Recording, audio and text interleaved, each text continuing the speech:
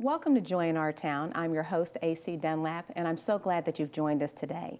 Joy in Our Town is a series that brings you issues and problems that are facing the local community with the hopes of finding a solution. Our guest for this segment is Laura Sefcik, founder and executive director of Fluttering Families. She joins us today to share important information regarding support for families with special needs children, along with the challenges that families face. Good morning, Laura. Good morning. How are you? I'm wonderful. Good. Thank you for having me. Thank you for joining us Yes. today. Can you tell us a little bit about you and about the history of Fluttering Families? Yeah, absolutely. So I'm both a licensed clinical social worker and a registered nurse. So my history and all my childhood and adulthood, I show my love by serving others. And so the founding Fluttering Families was a really natural progression for me because it serves my own family as well as families in our community that have children with special needs. Okay, so as the executive director, what are your responsibilities? So my responsibilities is really to do everything. Fluttering Families starts and ends with me and my excellent family and my small set of volunteers. People, when I meet them, they often ask me, like, where is Fluttering Families? Where is it run? And I say, in my living room and in my heart. Fluttering Families is just me. I founded it as a result of our own circumstances in our own family. And so when I talk about, I always say we because it does encompass all of the families that we serve. And along, like I said, with my husband, my children, and my parents, and our extended family are huge supporters. But my responsibility is to design and execute all of our events and activities, manage the website, our Facebook page, basically from beginning to end, you're looking at it. Wow, I'm okay. it. How did the conception of this organization come? So my daughter was born in 2006, and she was our first child, and we went about 3 years. I stayed home with her full time, went about 3 years kind of just going through life, and then in 2009 we discovered that she had multiple what people will say, she has multiple disabilities. Okay. She has different abilities, as we like to say. Yeah. So she has a chromosomal duplication. It's a pretty rare syndrome called duplication 15q syndrome. She also has autism, and then she has celiac disease, which is a pretty basic genetic disorder out in the community, just how you are able to metabolize gluten in your food. Okay. But that poses a lot of challenges for us with having special diets. So about that time, I struggled with a lot of grief and loss surrounding the loss of our hopes and our dreams and our expectations surrounding having a child. Most people, when they have kids, it's we want to have a baby, and they have their child and they move forward, and then they find out, and professionals tell them that the child that they thought they were going to have or that they do have is not the one that they had expected. Most as society, we do a poor job of equipping our children on things can change. We tell little girls that they'll get married and have babies, and that's not always the case for a lot of people. So Fluttering Families came at a time where, like I said, I thrive and I feel most at peace while serving others. And I was struggling a lot, and it was at the lowest point that I've ever been in my life. And I decided I need to do something about it. And I couldn't change my daughter. I can't. That's the way she's made. But I need to change the outcome of how I dealt with it and how I managed it. And so I came up with this organization as a nonprofit, a 501c3, that served families like my own.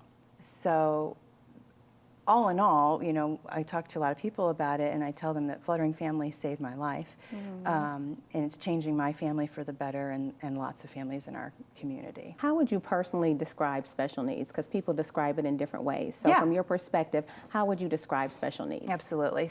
Anytime, so there's a sense of normalcy or a typical development of a child. A lot of times we see children or people on the one end of typical development, and we classify them as gifted kids. So there's gifted programs, exceptional children. And then in terms of where there's this average development, where we call typical development, any child that has difficulty reaching that point or maintaining that point of typical development, I would say has special needs. And I tell families, because a lot of families wonder if they would fit in, if our services or activities are appropriate for them. I basically tell them it's up to them. If they feel like when they go to a typical childhood activity or child event, if they don't feel like they fit in, or their kid is not able to participate fully because of the needs or challenges they have, then they have special needs, unique needs, different needs than what a typical child would have. Now, you talked about your initial reaction, when you found out that your child was a special need child. What are some of the challenges, I guess, that parents face, in that type of situation? There are several, and personally speaking, and then also just connecting with the members in our community, a lot of patterns come up and you can see trends.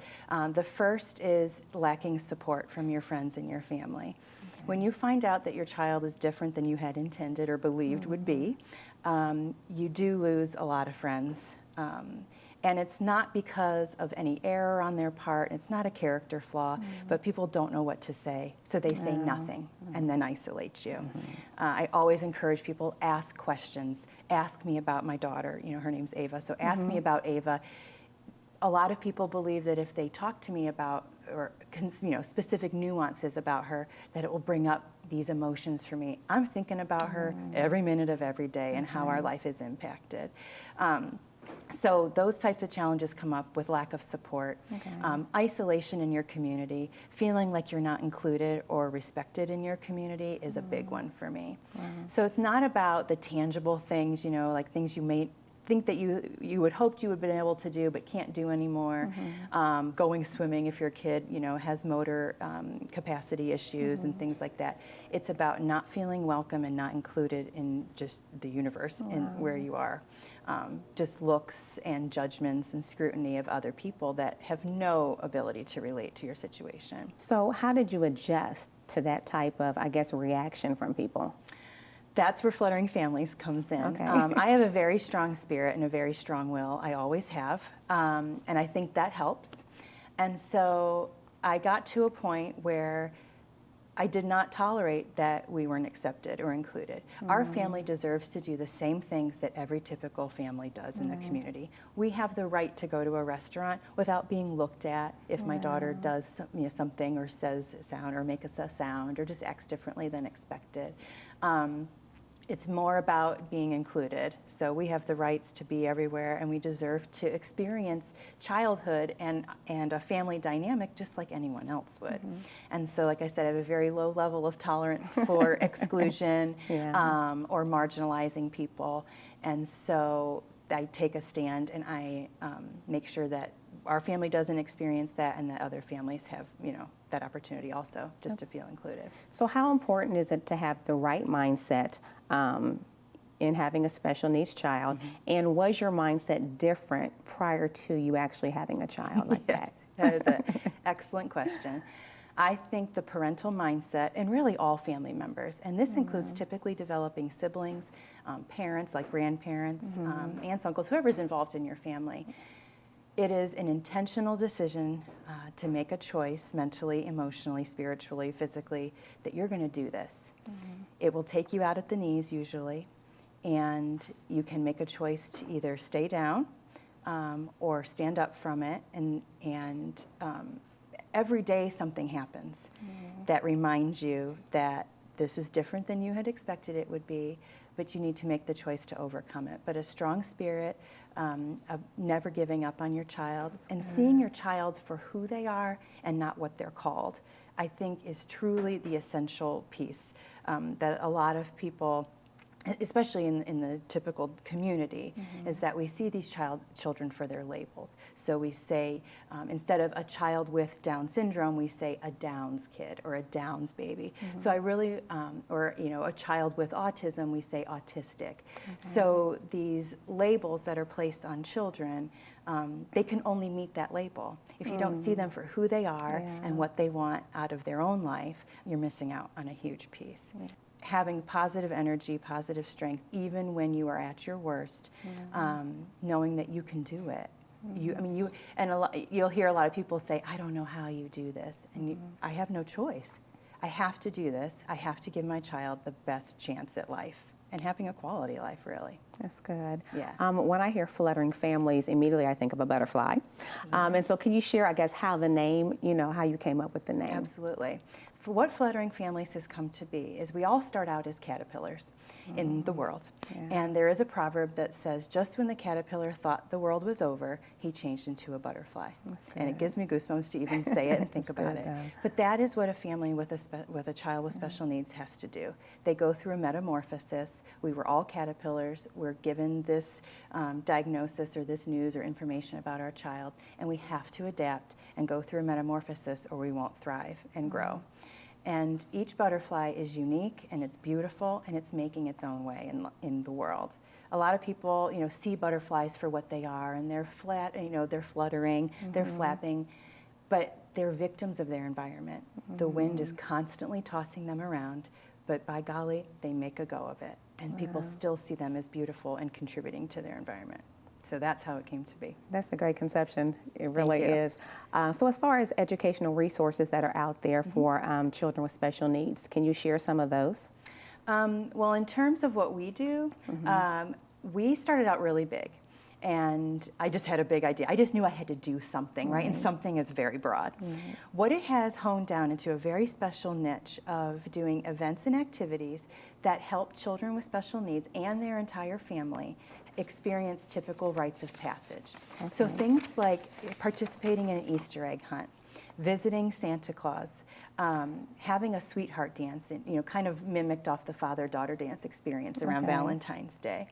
Going trick-or-treating, things that a typical child would do, that when you have a special kiddo, you realize that this is going to be hard. And you either don't do it and completely scrap the idea altogether, or you have them participate in the traditional event, and it's a total, it just bombs. So a little mantra in our family before Fluttering Families was, do it now, cry about it later. And that was the motivating, like, we're going to do this. We're taking her to this egg hunt, and whatever happens, happens. And so then the rest of the day, we would learn it was a disaster, and then we would cry the rest of the day, but we'd pick ourselves up and go for it again.